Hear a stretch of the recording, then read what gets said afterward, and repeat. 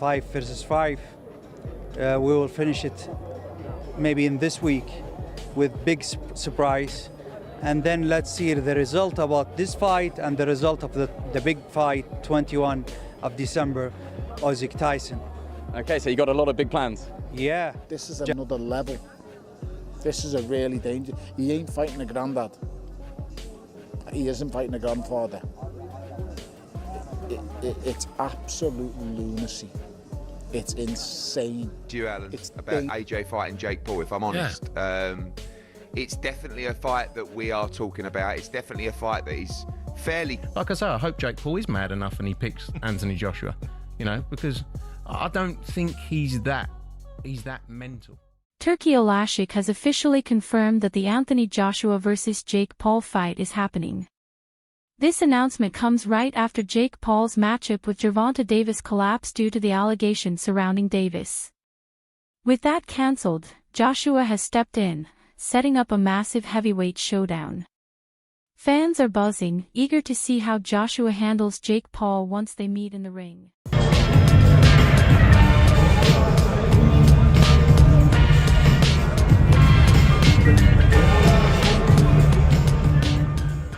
Duke McKenzie warns that this matchup is extremely risky because you're basically putting a fully trained 18-stone heavyweight against someone much smaller.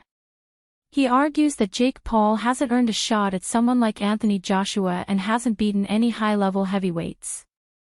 To him, the fight looks completely uneven and potentially dangerous.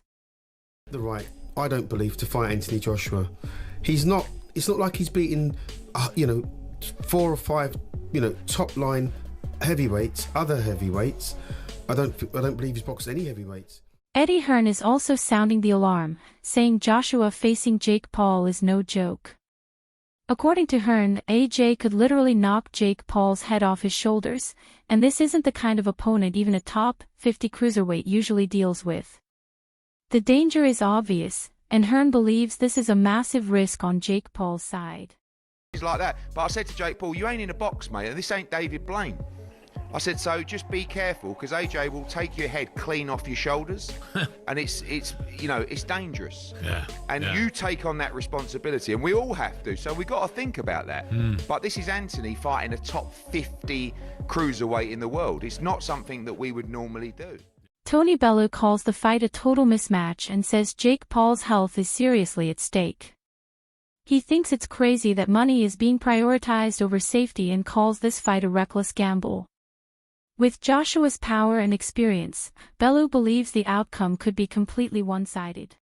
It's just a gross mismatch. Yeah. Like, you don't understand his health is in jeopardy.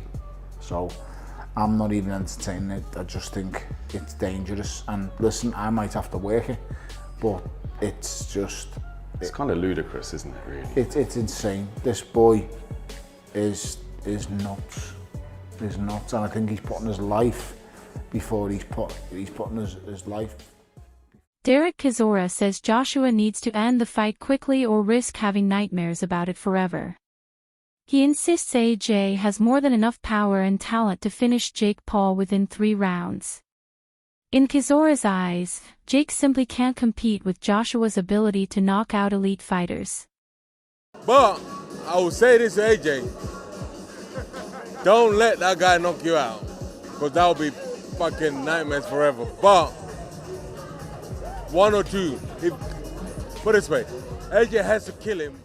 Spencer Oliver comments that Joshua sees the Jake Paul fight as easy money. He admits fans might not love the idea, but Joshua is treating it like a prize-fighting decision focused on the cash. At this stage in AJ's career, maybe he doesn't need fights like this. But Oliver says Joshua's intentions are clear. Well, Anthony Joshua is talking about wanting warm-up fights before going into bigger fights, but look, it's prize fighting at the end of the day, and the way that Joshua will see it, and Matchroom and all the team, the fans won't like this, by the way. I don't like it No, either. I don't like it either. But the way that Joshua will see it is as a money grab. He'll see it as an easy money grab, but at this stage of his career, is it a fight he should be taking? Johnny Nelson says that if he were in Joshua's shoes, he'd also take the fight just for the payday. He admits it's not a serious matchup in terms of competition, but he gives Jake Paul credit for building huge hype. Joshua gets both the exposure and the financial boost.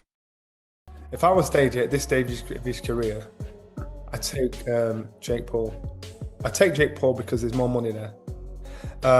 If it was real, I don't think it's real. I think it's bullshit. I think Jake Paul I think it's bullshit. I think it's Jake Paul. Tyson Fury has stirred things up by saying Jake Paul might actually be able to knock out Anthony Joshua, describing AJ as past his prime. Fury thinks Jake is improving and likes his new heavyweight frame. But even with that, Joshua's experience and punching power can't be ignored. Fury's comments add drama, but realistically, AJ has fought elite heavyweights for years, while Jake hasn't. It's a dangerous fight for Jake Paul, and most fans expect Joshua to dominate despite Fury's bold prediction. I don't know about chewing up. I think Jake Paul knocks him out. Seriously? Yeah. Why so? What impresses you about Jake Paul? I just think Jake Paul would knock AJ out. I think AJ's a spent force, and I think Jake Paul's on the rise. I like his new heavyweight look. Simon Jordan openly says he wants to see Joshua knock Jake Paul out cleanly, joking that AJ could punch him straight into his next movie role. Still, he admits the fight doesn't really do much for Joshua's legacy and that AJ probably has his eye on bigger names like Tyson Fury. Jordan says Joshua is experienced enough to make Jake Paul look like a beginner, and the matchup is more about entertainment and money than truly testing AJ's abilities. Fans know Joshua should win easily, but Jake's hype keeps the conversation alive. I'd like to see him knock Jake Paul into the next round, but in the reality of what I think it's worth, no. I mean, I am moderately interested in seeing him fight Tyson Fury, because I think it's the only boxer left. Tommy Fury is confident Joshua would destroy Jake Paul without breaking a sweat. He even jokes that AJ could beat him under any condition and still finish the fight in under a minute. This shows how massive the difference is between Joshua's world-class resume and Jake Paul's limited professional background. Fans know Joshua operates in an entirely different league. Jake Paul brings attention and popularity, but facing a former heavyweight champion is a level he's simply not ready for. Joshua's dominance seems almost guaranteed. But if I can beat Jake Paul, then excuse my French, what the fuck is Anthony Joshua going to do to Jake Paul? I think my dad said that AJ could beat him with his prick, and I completely will back that up. Even if AJ had a broken arm in there, it still wouldn't go past him. Derek Kizora adds that Jake Paul doesn't have the knockout power to trouble Anthony Joshua at all. He claims that if things go wrong, Jake might be the one leaving in an ambulance. His point highlights the huge gap in experience, strength, and overall skill. Fans expect Joshua to control every part of the fight, round after round. Jake Paul's hype may generate views, but in reality, Joshua is far ahead and could end the fight easily without even getting tired. Whatever happens will be exciting. Does he have the power to knock out Joshua? Nah, he hasn't got the power to knock out Joshua. How does that fight end? Jake Paul going to an ambulance, bro. Jake Paul admits he loves the challenge of stepping in with Anthony Joshua and that people enjoy watching him lose. He calls fighting AJ a crazy idea but seems excited to take the risk. However, fans understand that Joshua's power, experience, and technique make him the overwhelming favorite. Jake Paul may bring the buzz, but Joshua is a seasoned former world champion who knows how to expose every weakness. The event might be a huge spectacle, but the skill difference heavily favors Joshua.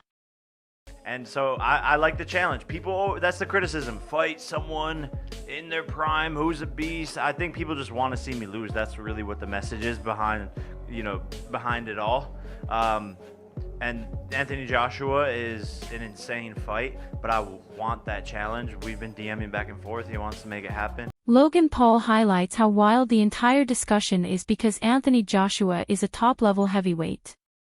He reminds people that Joshua knocked out Francis Ngannou, someone who had never been dropped before. That alone shows how much punching power AJ carries. Putting Jake Paul, a relative newcomer, against someone like that is unbelievable. Logan says this fight is driven by hype more than actual competitive balance. Everyone knows Joshua can end a fight any time he wants, making Jake Paul's entry more of a spectacle than a fair matchup. The Joshua thing is crazy. Is that a real conversation? Jake's a fucking lunatic, and it's probably real. I saw Joshua knock out Francis Ngannou, and the guy was like out cold for 5 minutes. And this is a guy who had never been knocked down, let alone knocked out. If he steps in the ring with him, and actually a bell rings and there are punches thrown, every bit of Jake Paul is not a real boxer conversation is gone forever. Spencer Oliver adds that Joshua might treat the fight as both a tune-up and a simple payday. Fans might not appreciate it because it leans more toward entertainment than real competition. Oliver says Joshua is focused on bigger challenges at this point in his career. Financially it makes sense, but the matchup doesn't test him. Jake Paul brings the attention, but Joshua's experience makes him the clear favorite. This fight seems designed for show rather than to push AJ to his limits.